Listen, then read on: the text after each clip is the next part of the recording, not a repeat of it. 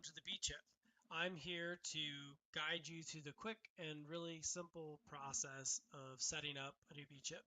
So I'm on the home page, which the instructions in the packaging should have directed you to. In the setup tab, this provides some written instructions on how to set up one.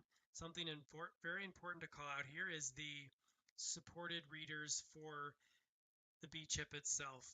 We're working hard to continue to expand the support, but the good thing to know is that these come from very reputable companies and they are low cost on the market. Over here we have some sources of common crypto wallets which you can use as a source of private keys to save to your BChip.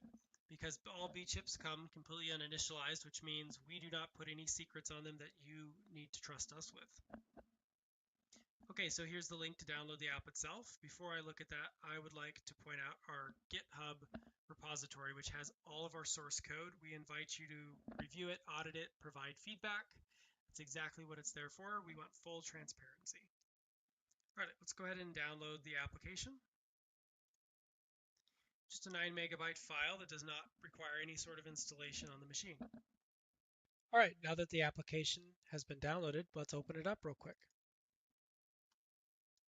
Just a quick note that this application does not require being installed on the machine, which means it is extremely portable. You could put it on a USB device or a external hard drive and take it with you as needed.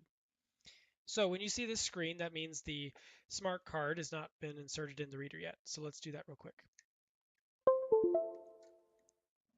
Okay, so this is the screen that you'll see when it's successfully read a BChip.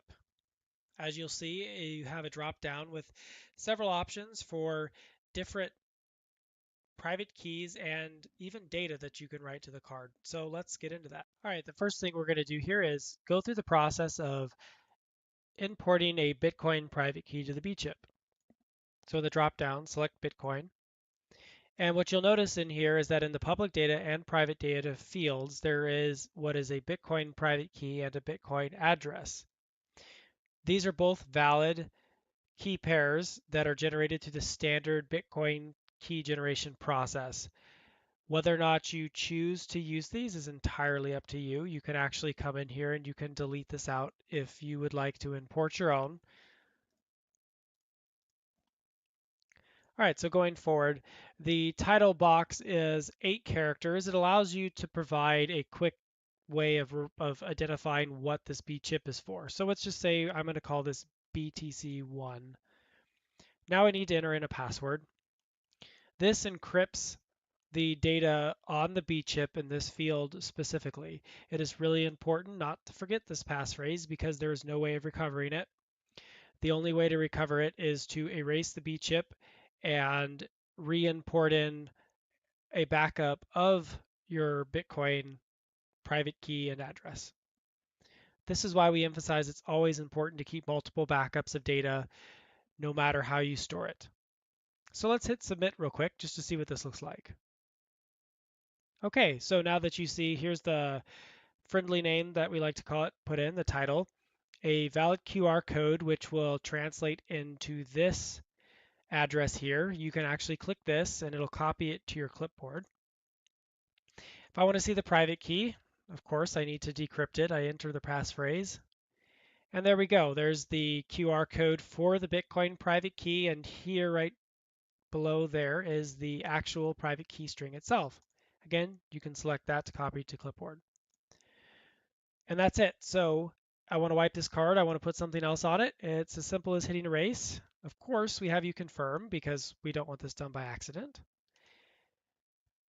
And you're back to the start. The last one I'm going to talk about here is the custom wallet functionality on the BChip. This has almost unlimited use cases. The first one I'm going to talk about is the scenario of backing up a MyEther wallet. Remember, this could be used to back up a software wallet, hardware wallet, and we're going to show you later a mnemonic phrase actually. So let's put in a title here of mu1. Let's put a passphrase in. Let's get this test address. Put it in the public data. Let's get this test private key and put it in the private key private data field so it gets encrypted. All right, let's hit submit. There we go. It's done. There's the QR code representation of the MU address, and let's go ahead and decrypt the private key. And there's the QR code for the private key. There's the plain text of the private key. And just so you understand too, I'm going to unplug the BChip really quick. And then I plug it back in. And that's how it's going to show up in the address section of the BChip. All right, and now that I'm all done, I hit erase to confirm. And all right, the last thing I'm going to talk about here is using the custom feature to back up a mnemonic seed phrase, right? So essentially every software wallet, hardware wallet, comes with a 12 to 24 word, what they call mnemonic seed phrase, which allows you to regenerate all the keys that are stored within the wallet. So a very important feature. So important that I honestly do not like the idea of just storing it on a piece of paper, which seems to be the standard practice. So let's go through this real quick to show how you can use the BChip to provide a protected backup of your mnemonic seed phrase. Okay, so I have hardware one title in here for like a hardware wallet. I'm going to put a passphrase, of course. So this is an optional field, and this is kind of why, right? So I don't have to put anything here, but I can also use 96 characters to say I want to leave myself a note, right? I'm going to call this hardware wallet 1 backup 1, because hopefully I have more than one backup, as always. So let's take the 12-word mnemonic, put it in there, hit submit to save it. Okay, so there's a note that I left to myself, but let's decrypt this to verify that it is actually there. The QR code, the phrase, right? So I'm going to copy this to the clipboard since that expands out past the app a little bit. And then you can see last word, knock, knock. So this is the same 12-word mnemonic, which means we have a good backup. Awesome. And that's it. I'm going to erase this now, and we're done. All right, now that we've covered the core features of the BChip, I would like to discuss something that I kind of call a hidden feature of the BChip, right?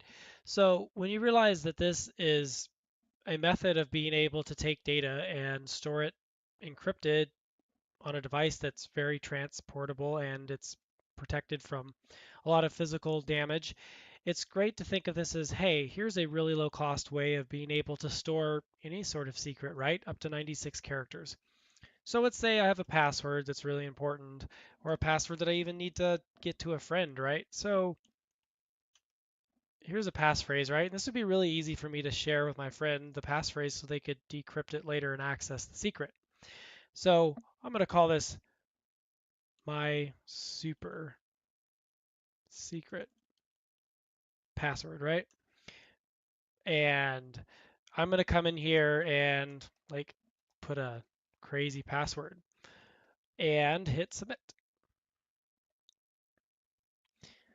So there's my note now to whoever I give it to, or for my own purposes, right? But then I go in and decrypt it, and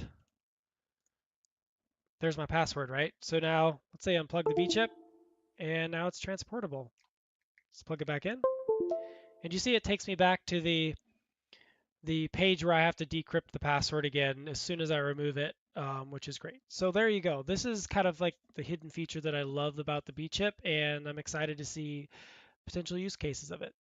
So thanks for everyone for watching, and just remember, like, if you have any questions about this or any feedback or anything, please like just engage us, reach out to us on social media.